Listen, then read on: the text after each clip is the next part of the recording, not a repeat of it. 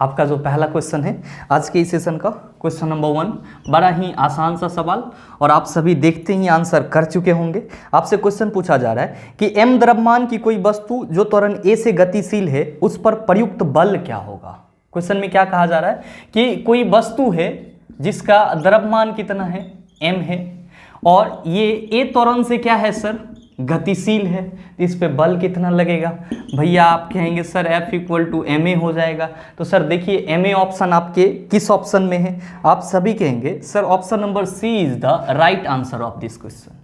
मेरे मित्र, group D exam में जो न्यूमेरिकल क्वेश्चन पूछे जाते हैं, अगर आपका बेसिक ठीक ठाक है और आपने क्वेश्चन पे प्रैक्टिस अच्छे से करा है तो मेरे ख्याल से आप एक भी क्वेश्चन को छोड़ करके नहीं आओगे, सारे क्वेश्चन को आप हल करके आओगे।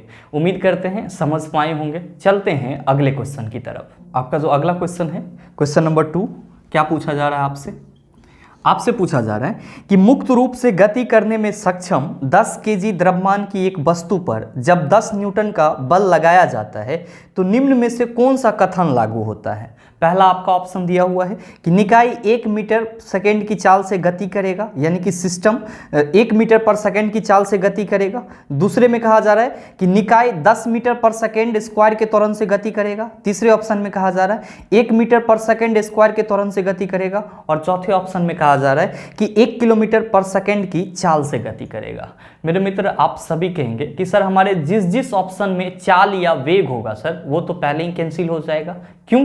क्योंकि सर हम लोग बल के लिए फॉर्मूला क्या पढ़ते हैं, तो आप कहते हैं sir F equal to M A होता है, यानी कि वस्तु का द्रव्यमान और त्वरण के गुणनफल को हम लोग क्या कहते हैं, बल कहते हैं। तो चाल से तो लेना देना है नहीं, बल को किससे लेना देना है सर, तो त्वरण से लेना देना है। त्वरण क्या होता है, तो वेग में परिवर्तन की दर को हम लोग त्वरण कहते हैं। क्वेश्चन में क्या कहा जा रहा है कि मुक्त रूप से गति करने में सक्षम 10 केजी द्रव्यमान की एक वस्तु पर जब 10 न्यूटन का बल लगाया जाता है तो पूछा जा रहा है तो निम्न में से कौन सा कथन लागू होगा। भाई आपके क्वेश्चन में 10 न्यूटन दिया हुआ है, वस्तु का द्रव्यमान 10 केजी दिया हुआ है, तो त्वरण ही ना हमको यहाँ पे निकालना है। भाई मेरे, आप सभी कहेंगे, क्या कहेंगे सर कि वस्तु जो है वो 1 मीटर पर सेकेंड स्क्वायर के त्वरण से क्या होगी सर, आगे बढ़ रही होगी। तो आपका जो ऑप्शन सर सी है कि निकाय 1 मीटर पर सेकेंड स्क्वायर के त्वरण से गति करेगी, आपके इस क्वेश्चन का क्या हो जाएगा, सही आंसर हो जाएगा। तो आप सभी क्या टिक करेंगे sir, option number C is the right answer of this question. उम्मीद करते हैं आप समझ पाए होंगे। चलते हैं अगले क्वेश्चन की तरफ। आपका जो अगला क्वेश्चन है, क्वेश्चन नंबर 3, क्या पूछा जा रहा है आपसे, बड़ा ही आसान सा सवाल है। आपसे पूछा जा रहा है 100 केजी द्रव्यमान के एक पिंड की गति 5 सेकंड में 5 मीटर पर सेकंड से 15 मीटर पर सेकंड हो जाती है। उस पर एक समान त्वरण आरोपित है, पिंड पर आरोपित बल की गणना कीजिए। बड़ा ही आसान सा सवाल है और बड़े आसानी से आप बनाएंगे, बस आपको परेशान करने के लिए इसको घुमाया गया है। क्वेश्चन में क्या कहा जा रहा है कि 100 केजी द्रव्यमान के एक पिंड की गति, थोड़ा सा ध्यान दीजिएगा बोर्ड पे, मान लीजिए कि ये आपका कोई एक ऑब्जेक्ट है जिसका द्रव्यमान कितना है, 100 केजी है। क्वेश्चन के अनुसार इस 100 केजी वाले वस्तु का वेग जो है सर वो 5 मीटर पर सेकेंड से कितना हो जा रहा है सर, 15 मीटर पर सेकेंड हो जा रहा है। और ये परिवर्तन कितना देर में हो रहा है, तो सर 5 सेकेंड में हो रहा है। तो आपसे पूछा जा रहा है कि इस वस्तु पर कितना बल लग रहा है, F इक्वल टू व्हाट। आप कहेंगे सर वस्तु का द्रव्यमान तो दिया हुआ है लेकिन त्वरण नहीं दिया हुआ है, तो फॉर्मूला कैसे लगेगा। भाई मेरे, त्वरण नहीं दिया हुआ है लेकिन डेटा दिया हुआ है। क्या कहा जा रहा है क्वेश्चन में कि वस्तु का वेग 5 मीटर पर सेकेंड से 15 मीटर पर सेकेंड कितना देर में हो रहा है सर, 5 सेकेंड में हो जा रहा है। मतलब वस्तु का जो पहले वाला वेग है वो वस्तु का प्रारंभिक वेग है, यानी कि u कितना है, 5 मीटर पर सेकेंड। फिर कितना हो जा रहा है, 15 मीटर पर सेकेंड सर। अंतिम वेग कितना है सर, तो सर आप कहेंगे 15 मीटर पर सेकेंड। अंतिम वेग को किससे रिप्रेजेंट करते हैं, पीछे के क्लास में बताए हैं, v से रिप्रेजेंट करते हैं। टाइम कितना लग रहा है सर, 5 सेकेंड। तो आप बताओ त्वरण नहीं निकलेगा इसका, आसानी से निकलेगा। और जब त्वरण निकल जाएगा तब बल नहीं निकलेगा, बिल्कुल निकलेगा सर। F इक्वल टू होता है ma, और आपको मालूम है कि A इक्वल टू होता है v minus u by T. ये फॉर्मूला आपको मालूम है।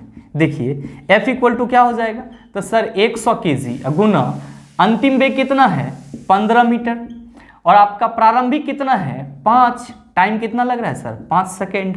भाई मेरे, ये हो जाएगा 100 गुना 15 में से 5 गया 10 अब बटा 5, 5 दूना 10। आपका आंसर कितना होगा सर 200 न्यूटन। कितना हो जाएगा सर 200 न्यूटन। तो आपकी इस क्वेश्चन का सही option sir option number D is the right answer of this question. उम्मीद करते हैं आप समझ पाए होंगे। चलते हैं अगले क्वेश्चन की तरफ। आपका जो अगला क्वेश्चन है क्वेश्चन नंबर 4, आपसे क्या पूछा जा रहा है, बड़ा ही आसान सा सवाल है। ये भी आपसे पूछा जा रहा है कि जब 100 न्यूटन का एक बल 50 केजी द्रव्यमान की एक वस्तु पर लगाया जाता है तो उत्पन्न होने वाले त्वरण की गणना कीजिए। बड़ा ही आसान सा सवाल है। आप कहेंगे सर हमारे क्वेश्चन में फोर्स दिया हुआ है, कितना दिया हुआ है सर 100 न्यूटन दिया हुआ है।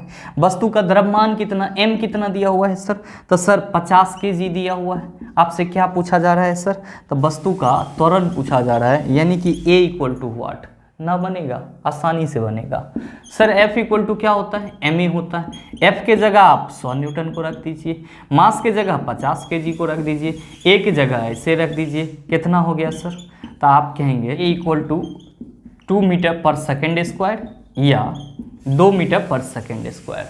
आपके इस क्वेश्चन का सही आंसर क्या होगा, आप सभी कहेंगे sir option number A is the right answer of this question. उम्मीद करते हैं समझ पाए होंगे। चलते हैं अगले क्वेश्चन की तरफ।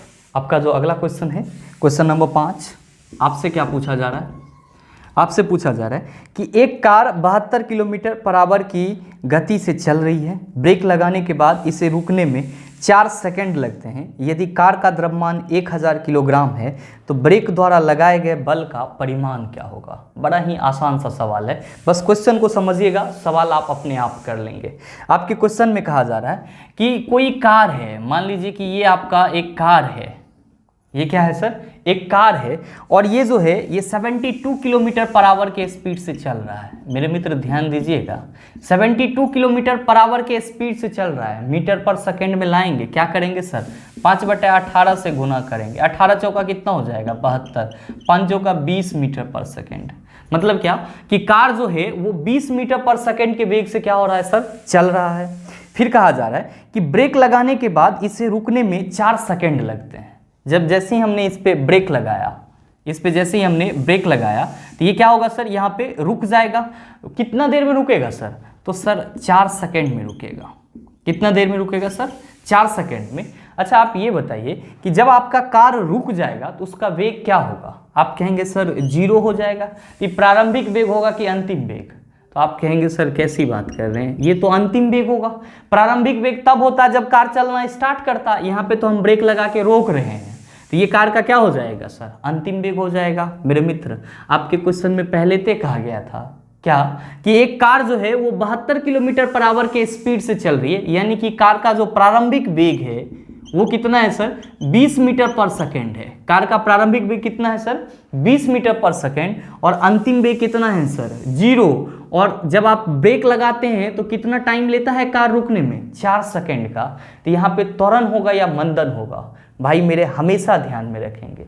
जब भी आपके क्वेश्चन में ये क्वेश्चन मिले कि गाड़ी में ब्रेक लगाया, ट्रक में ब्रेक लगाया, तो ब्रेक लगाने से पहले जो किसी गाड़ी की चाहे कार की या ट्रक की जो वेग होती है वो क्या कहलाती है प्रारंभिक वेग कहलाती है, और ब्रेक लगाने के बाद जो वेग होती है वो क्या कहलाती है अंतिम वेग कहलाती है। और अमूमन हर एक क्वेश्चन के केसेस में जिस क्वेश्चन में भी ब्रेक लगाया जा रहा है उसमें कार का गाड़ी का अंतिम वेग क्या होगा सर 0 होगा, अगर ब्रेक लगाया जा रहा होगा तब। अगर 0 नहीं होगा तो वहां पे आपको वेग को मेंशन कर दिया जाएगा। मेरे मित्र आपसे क्या पूछा जा रहा है कि आपसे पूछा जा रहा है कि यदि कार का द्रव्यमान 1000 केजी है, कार का द्रव्यमान कितना है सर 1000 केजी है, तो ब्रेक द्वारा कार पर कितना बल लग रहा है ये चीज आपको बताना है। भाई मेरे बड़ा ही आसान सा सवाल है। आप कहेंगे sir F equal to ma से आराम से ये बन जाएगा, बिल्कुल बन जाएगा सर, यही फार्मूला लगेगा क्योंकि कार का द्रव्यमान ये दिया हुआ है और हमको यहाँ पे निकालना क्या है सर, हमको यहाँ पे त्वरण निकालना होगा। तो सर त्वरण जब निकालेंगे तो हम कहेंगे a equal to v minus u by T होता है, कोई मसला नहीं है सर आपके पास।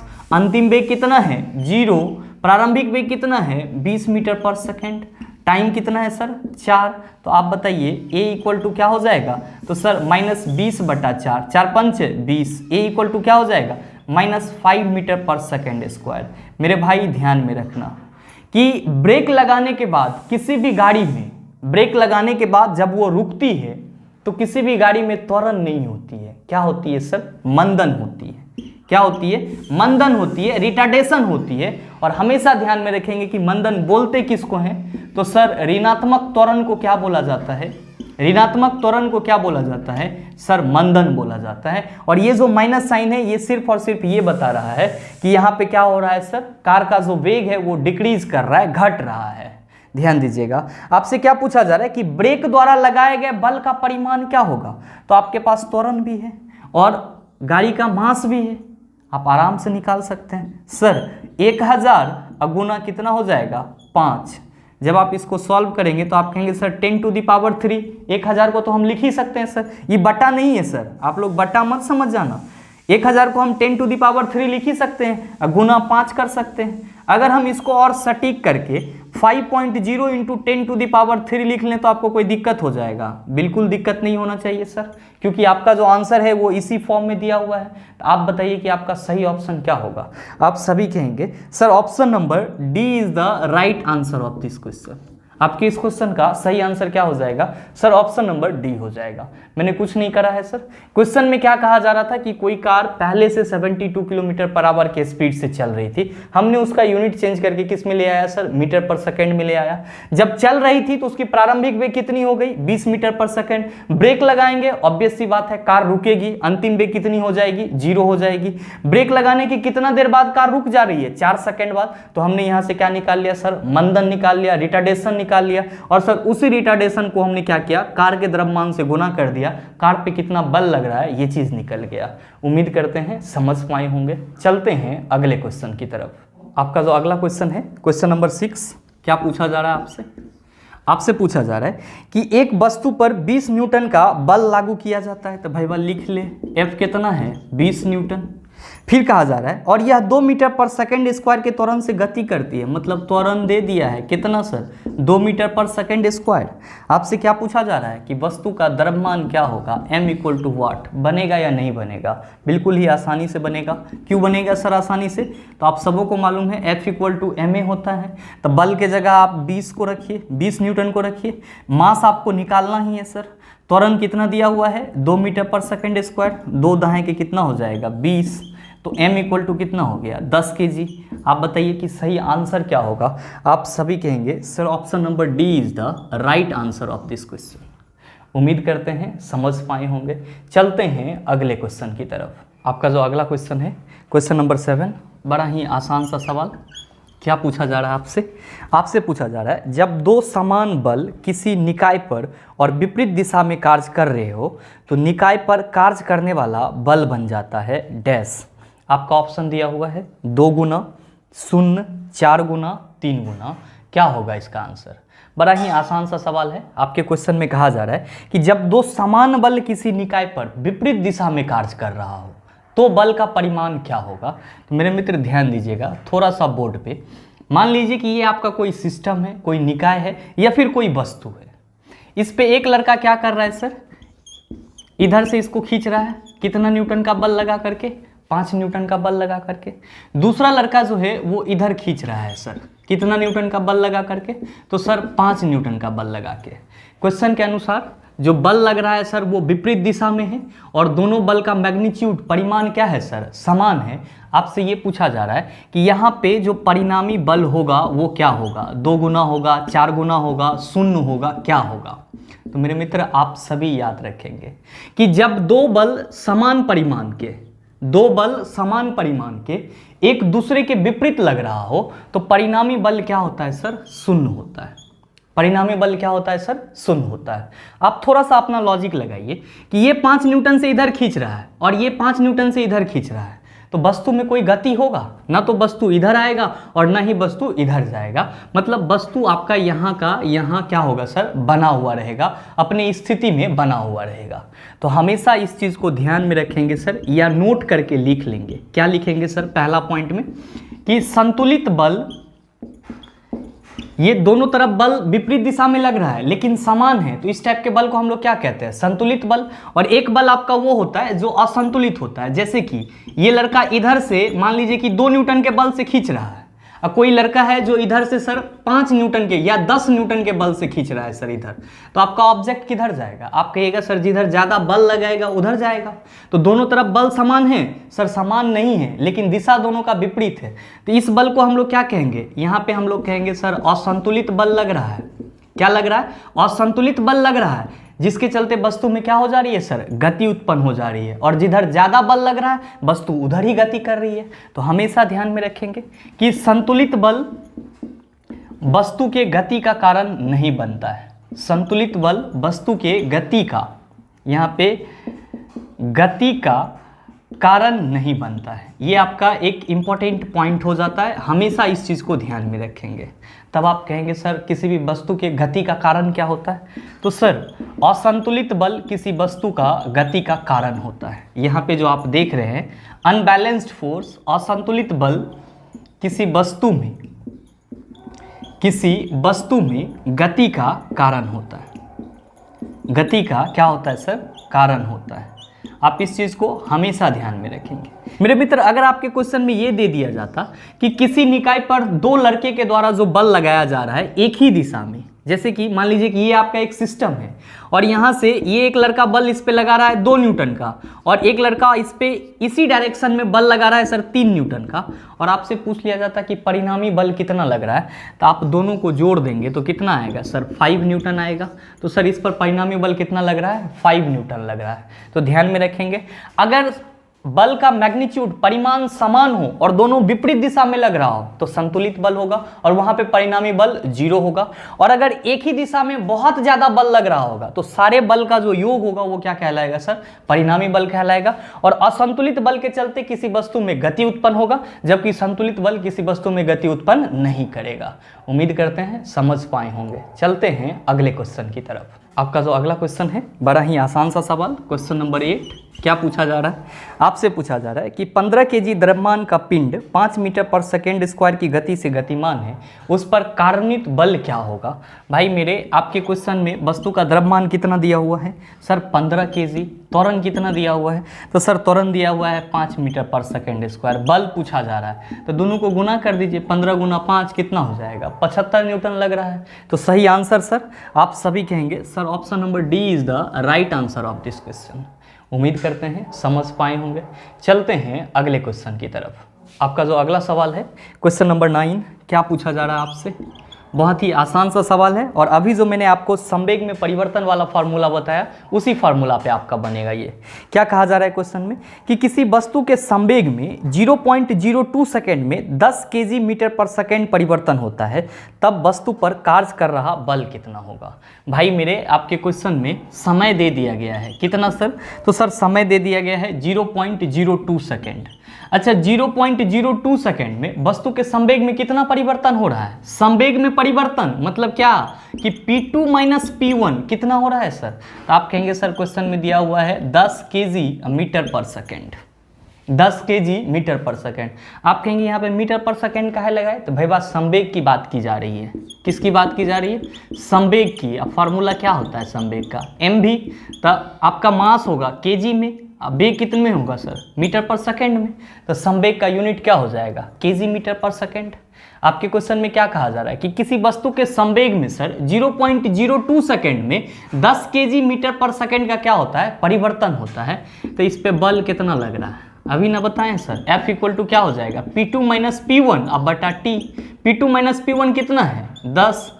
समय कितना है सर? 0.02। लीजिए यहाँ से पॉइंट हटाइएगा, नीचे 100 हो जाएगा सर। जब आप इसको कैलकुलेट करेंगे तो 10 बटा क्या हो जाएगा सर? 100 बटा 2 हो जाएगा। ये हो जाएगा सर आपका 1000 बटा 2। कैंसिल होगा। कितना बल लग रहा है सर जी? आप कहेंगे 500 न्यूटन। तो सही आंसर सर आप सभी कहेंगे sir option number C is the right answer of this question. उम्मीद करते हैं समझ पाए होंगे। चलते हैं अगले क्वेश्चन की तरफ। आपका जो अगला क्वेश्चन है क्वेश्चन नंबर 10, बड़ा ही आसान सा सवाल। आपसे क्या पूछा जा रहा है? आपसे पूछा जा रहा है कि जब किसी प्रतिरक्षा बल F को विपरीत दिशा में लगाया जाता है तो दो दिशाओं के बीच का कोण होगा। आपका ऑप्शन है 30 डिग्री, 90 डिग्री, 180 डिग्री, 60 डिग्री। क्या होगा इसका आंसर? आप सभी कंफ्यूज कर रहे होंगे कि सर ये प्रतिरक्षा बल क्या होगा। तो मेरे भाई प्रतिरक्षा नाम से ही स्पष्ट है, अपने रक्षा में जो आप बल लगाते हैं। आप कहेंगे हम अपने रक्षा में क्यों बल लगाएंगे? अरे भाई आप खड़ा हैं सीधे और उधर से कोई पगला कुत्ता आ रहा है और सीधे आप पे छरप गया, तो आप क्या करेंगे? आप उसको धकेलेंगे। तो कुत्ता भी आपके तरफ बल लगाएगा, आप भी उसको उधर धकेलना चाहेंगे। मतलब दोनों और क्या कर रहे हैं सर? विपरीत दिशा में बल लगा रहे हैं। मान लीजिए कि ये ऑब्जेक्ट है, इधर से आ रहा है, यहाँ पे आप खड़े हैं, तो आप क्या करेंगे सर? आप इस ऑब्जेक्ट को यहाँ पे रोकना चाहेंगे, ऐसे बल लगाएंगे। तो जब आप इधर से बल लगा रहे हैं और जो ऑब्जेक्ट आपका इधर से आ रहा है वो जो बल लगा रहा है आप पे, तो दोनों की दिशा में आप क्या देख रहे हैं सर? एक सीधी रेखा बन रही है। क्या हो रहा है सर? सीधी रेखा बन रही है। और आपको मालूम है कि यहाँ पे एंगल कितना बनेगा? आप बताइए तो सर। आप सभी कहेंगे सर 180 डिग्री बनेगा। कितना बनेगा? 180 डिग्री। थोड़ा सा लॉजिकली सोचिए ना कि मान लीजिए कि आप सीधे खड़े हैं कहीं किसी जगह पे और उधर से कोई चीज़ गिरता हुआ बहुत तेजी से आपके पास आ रहा है, तो आप ऐसे हाथ लगाते हैं अचक से तुरंत। तो ये जो हाथ लगा रहे हैं मतलब क्या? आप बल लगा रहे हैं। किसके डायरेक्शन में सर? तो जो आपका वस्तु आ रहा है उसके विपरीत डायरेक्शन में। तो कैसे लगाइएगा सर? तो ये सीधे लगेगा बल, और जो आपका उधर से आ रहा है वस्तु उसके डायरेक्शन में होगा। तो सर डायरेक्शन में होगा तो क्या होगा सर? ये इधर से आएगा, ये इधर से आएगा, सीधी रेखा बनेगा, 180 डिग्री का कोण हो जाएगा। तो सही आंसर सर सही आंसर हो जाएगा ऑप्शन नंबर सी। मेरे मित्र उम्मीद करते हैं यहाँ तक के जितने भी सवाल थे आप उनको आसानी से समझ पाए होंगे। अब इस टाइप के प्रश्न अगर आपको दोबारा मिल जाए तो उसका कैलकुलेशन आसानी से कर सकते हैं। बहरहाल उम्मीद करते हैं वीडियो आपको अच्छा लगा होगा। अगर वीडियो अच्छा लगा तो वीडियो को लाइक कीजिएगा, शेयर कीजिएगा और चैनल पे नए हैं तो सब्सक्राइब करके बेल आइकन दबा लीजिएगा, ताकि इस तरह के एग्जाम रेलेवेंट वीडियो सबसे पहले आपके पास पहुँचे और आप उसका भरपूर फायदा उठा पाए। मिलते हैं फिर अगले सेशन में, तब तक के लिए best of luck. Thank you. Have a nice day.